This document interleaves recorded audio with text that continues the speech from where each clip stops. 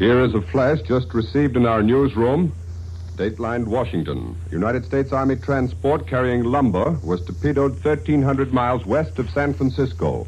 Details on this news and other news that has been coming in on the Far East situation will be given to you at approximately 3:35 during the intermission of the New York Philharmonic concert. We return you now to the New York Philharmonic Orchestra.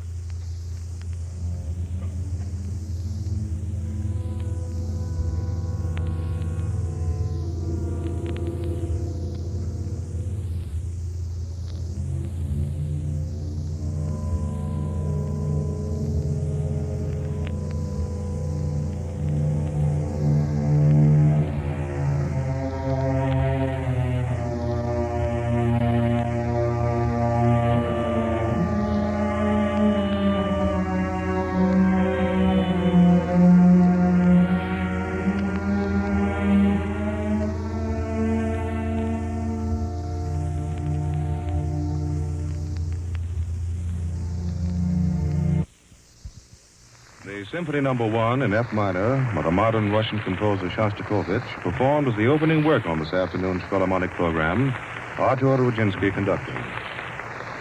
Japan has attacked Pearl Harbor, Hawaii, and Manila, the Philippine Islands, from the air. The attack is developing. Today, Deems Taylor's usual commentary will be replaced by a further report on the Far Eastern situation. We pause now for 15 seconds. This is the Columbia Broadcasting System. This is WCCO studios in Minneapolis and St. Paul. The Twin City temperature 37 degrees.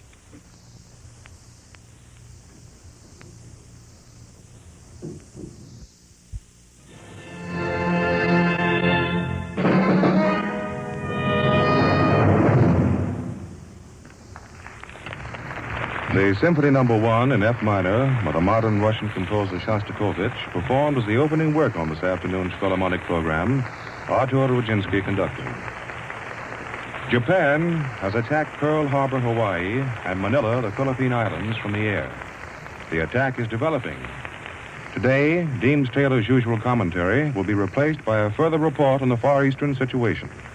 We pause now for 15 seconds. This is the Columbia Broadcasting System. This is WCCO studios in Minneapolis and St. Paul. The Twin City temperature 37 degrees.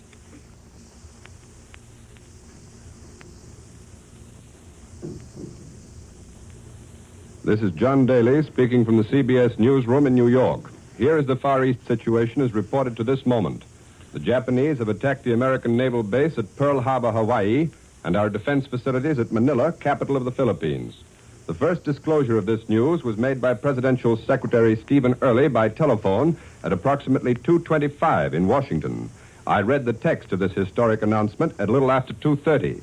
The Japanese have attacked Pearl Harbor from the air, and all naval and military activities on the island of Oahu, the principal American base in the Hawaiian Islands. That was Secretary Early's message. Short while later, he dictated another message. A second air attack has been reported. This one has been made on the Army and Navy bases in Manila. And here's a last-minute Associated Press flash from Honolulu. A naval engagement is in progress off Honolulu with at least one black enemy aircraft carrier in action against the Pearl Harbor defenses. Secretary Early informed all correspondents and then rushed to the White House to be with President Roosevelt. As the announcement was made, the two Japanese envoys, Ambassador Nomura and Special Emissary Kurosu, were at the State Department. Columbia's correspondent in London, Bob Trout, heard the news for the first time from our report from New York. Up to that moment, or very shortly before then, the British capital had not been informed of the Japanese attack on the Hawaiian Islands and on Manila. In view of Prime Minister Churchill's recent pledge that a British declaration of war on Japan would follow almost immediately upon the outbreak of war between Japan and the United States, a British announcement is expected soon. Columbia's correspondent, Ford Wilkins, was put on the air in CBS's regular 2:30 news program on Sunday afternoon from Manila. He was cut off the air suddenly while he was talking about air raid shelters, possibly because of censorship. In communication with Columbia's radio station, KGMB in Honolulu, we heard here in New York that the Pearl Harbor base had been attacked and anti-aircraft fire was heard. A telephone message to the United Press from Fort Schaefer in Hawaii said that 50 planes attacked the island of Oahu.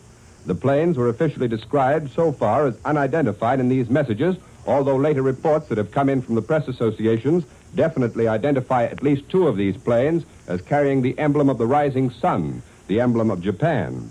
The Pearl Harbor attack, reported by KGMB in Honolulu, is said to have been carried out in other messages by 50 to 100 planes, and a half an hour ago it was said to be still continuing. The smoke of anti-aircraft guns rose over the Pearl Harbor Navy Yard.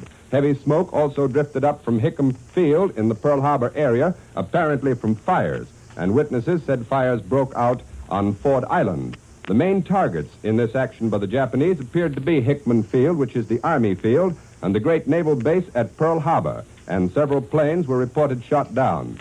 Also, we've had a report from Honolulu that policemen and firemen were ordered in a radio broadcast to go to Army and Navy posts immediately.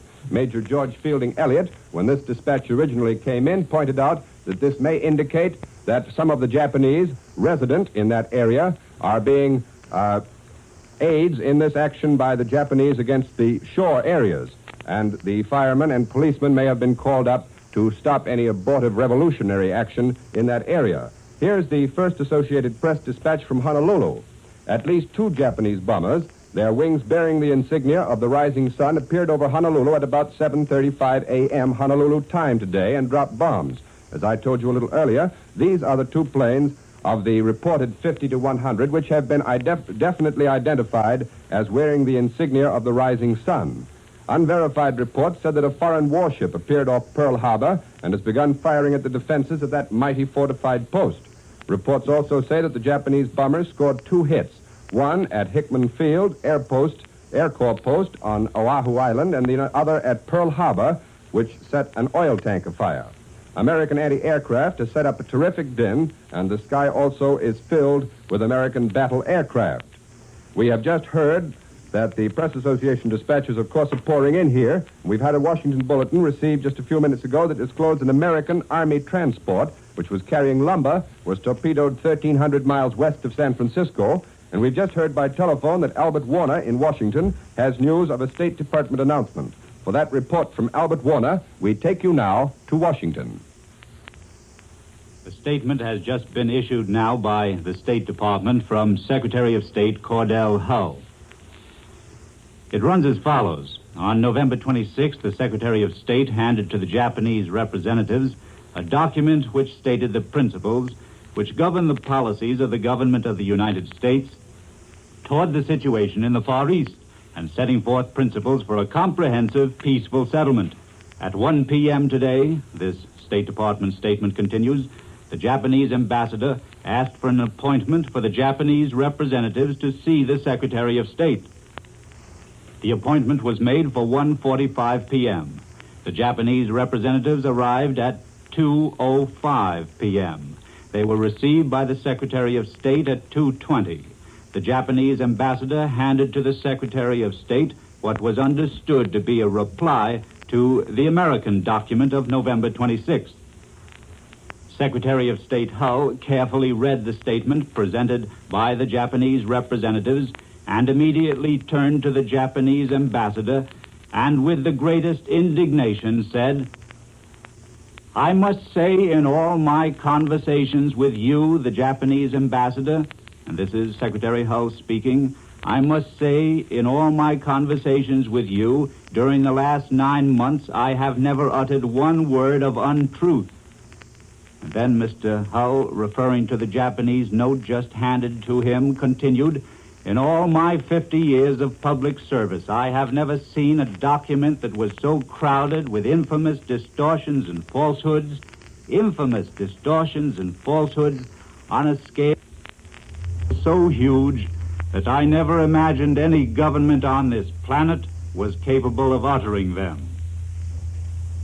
The contents of the Japanese note is not given. Apparently it follows the example set by Hitler in the case of his own aggressions, in which he charges the victim of aggression with all sorts of faults. And now we have word that Secretary of War Stimson has just issued an order to all military personnel in Washington and throughout the country to report for work Monday in uniform. Then from the White House comes word that the Army has received news of signals of distress believed to come from an Army cargo boat 700 miles west of San Francisco. Presumably, this is another ship. Previously, we had word from the White House that an Army transport carrying lumber was torpedoed 1,300 miles west of San Francisco.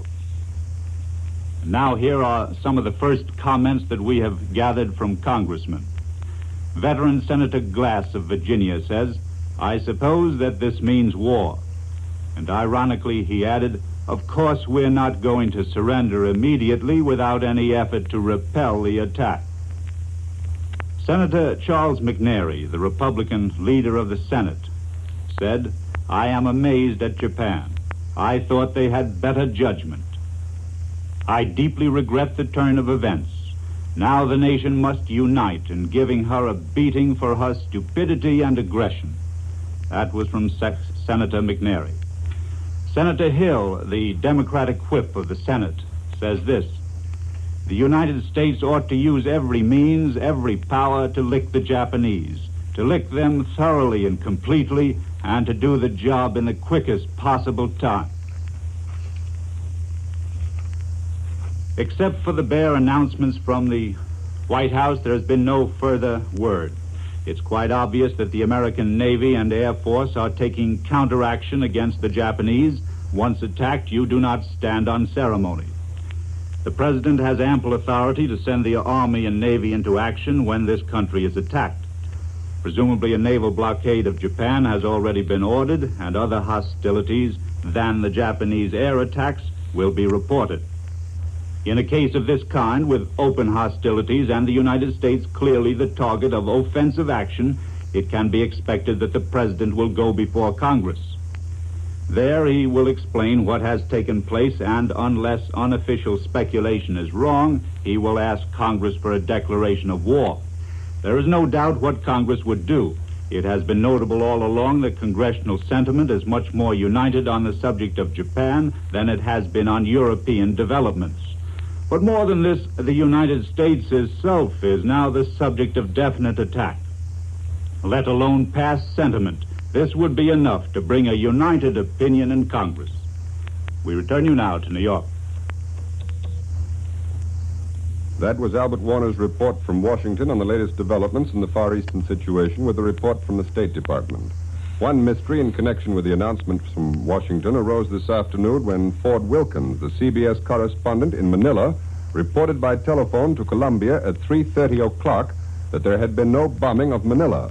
However, the INS has reported that the American naval base at Cafidi Island off Luzon was subjected to an enemy attack this morning. Army and Navy authorities commanded all forces to their stations and told them to resist the attack. There were no immediate reports on the damage. Now, Major George Fielding Elliott is here beside me again, and Major Elliott, we have a question which I believe needs answering. Do you see any grand strategy in these Japanese attacks upon the Hawaiian Islands and upon the Philippines?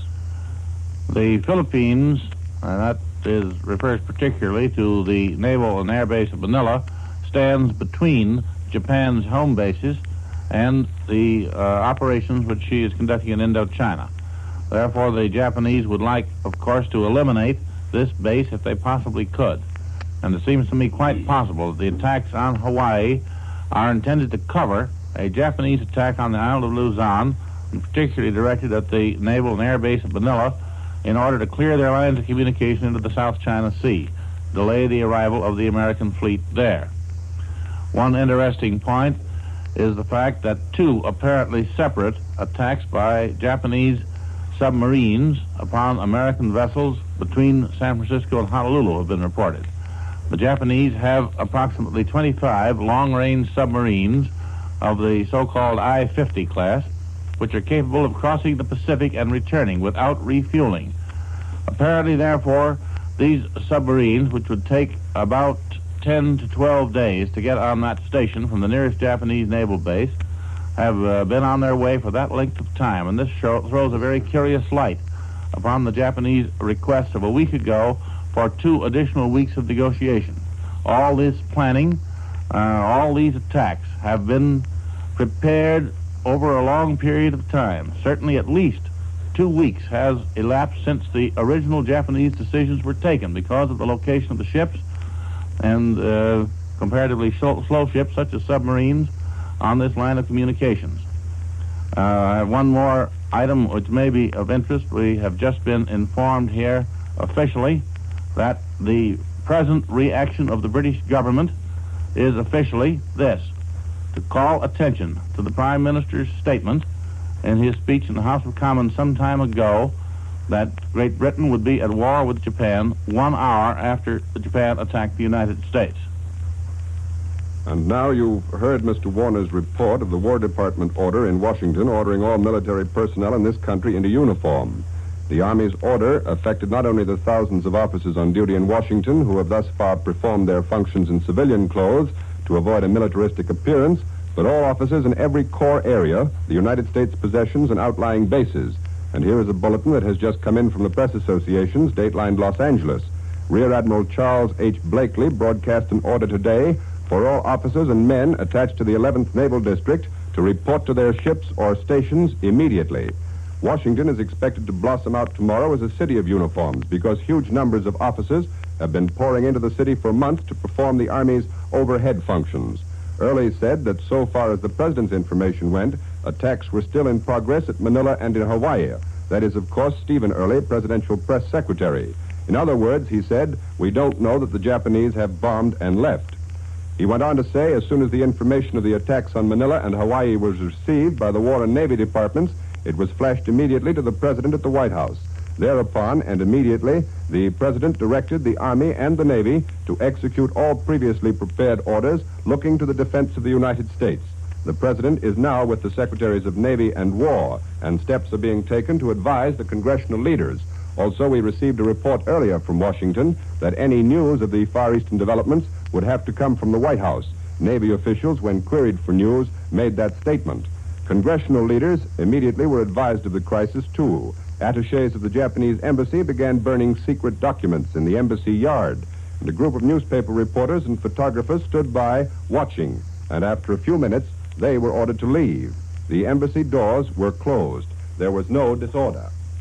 Columbia, of course, will interrupt any of its regularly scheduled programs to bring you bulletins and important developments on the news from the Far East as it develops in Washington, and as we receive reports from our correspondents, the press associations and affiliated stations from the danger zone. W.L. Shira will be on the air at 5:45 over most of these stations. John Daly speaking.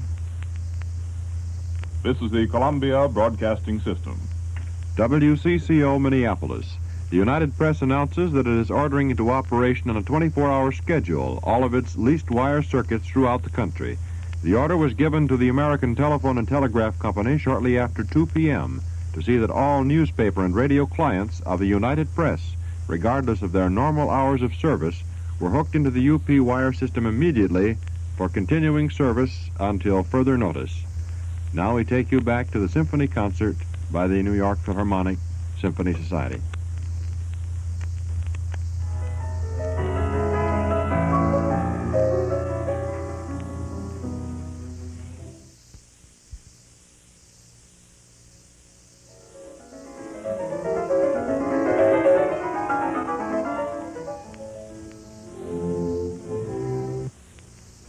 We interrupt the program of the New York Philharmonic Symphony Orchestra to bring you another important bulletin on the Far Eastern situation from Washington.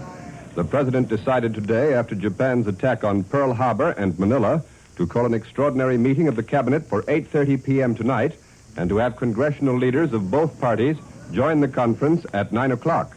And here is a bulletin from Panama City. The Panamanian government today ordered the arrest of all Japanese nationals in that country. We will bring you any new bulletins or developments as they come into the newsroom of CBS here in New York. Meanwhile, we return you to the program of the New York Philharmonic Symphony Orchestra in Carnegie Hall.